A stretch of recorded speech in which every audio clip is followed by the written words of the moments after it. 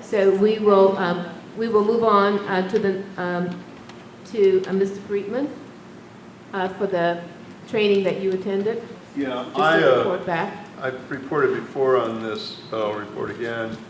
On September 25th, I attended the police academy, which was kind of like the devil in the deep blue sea in a way for me, going to watch what they were doing.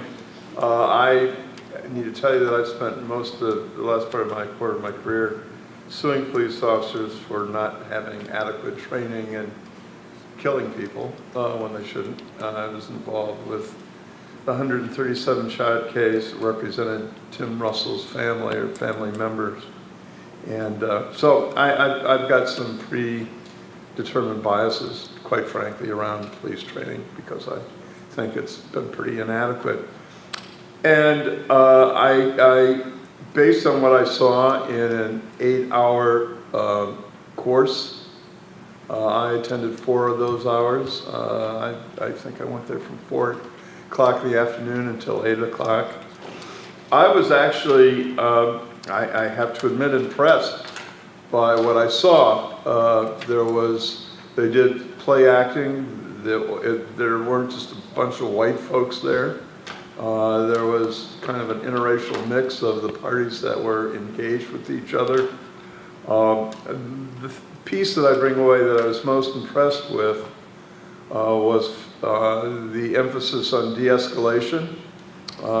They had a session taught by an academy personnel by the name of Jeff Cox, who apparently is a real head roller, or was a real head roller on the street.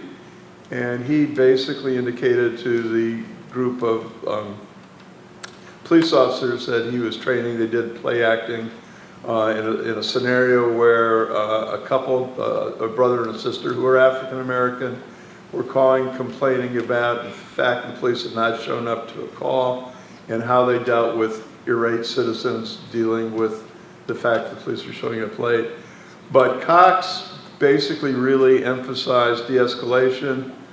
He indicated that if you're not prepared to de-escalate, you're not prepared to be on the police department on the force. And he said that when I was on the street, I used to knock heads together before I would ask questions. So he was kind of like, you might say, a recovering police officer in some ways.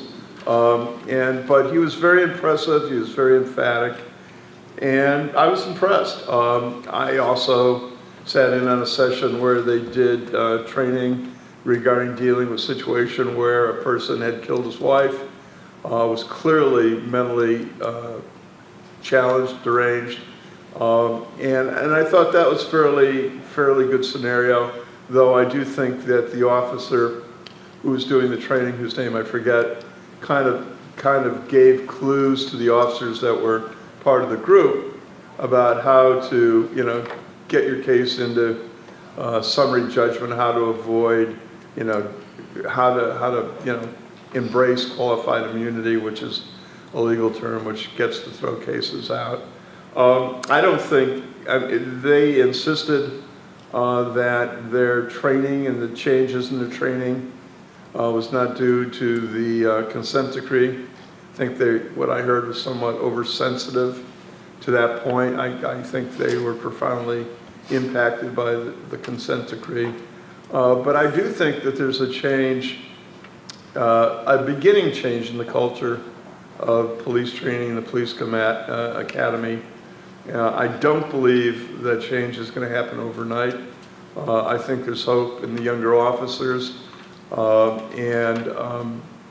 I think there's hope, and I kind of came away with a positive feeling. I'm not naive enough to think that everything's going to be great tomorrow, because I don't think that's the case. But I do think that they're moving, at least in the academy, moving in the right direction, and that's hopeful.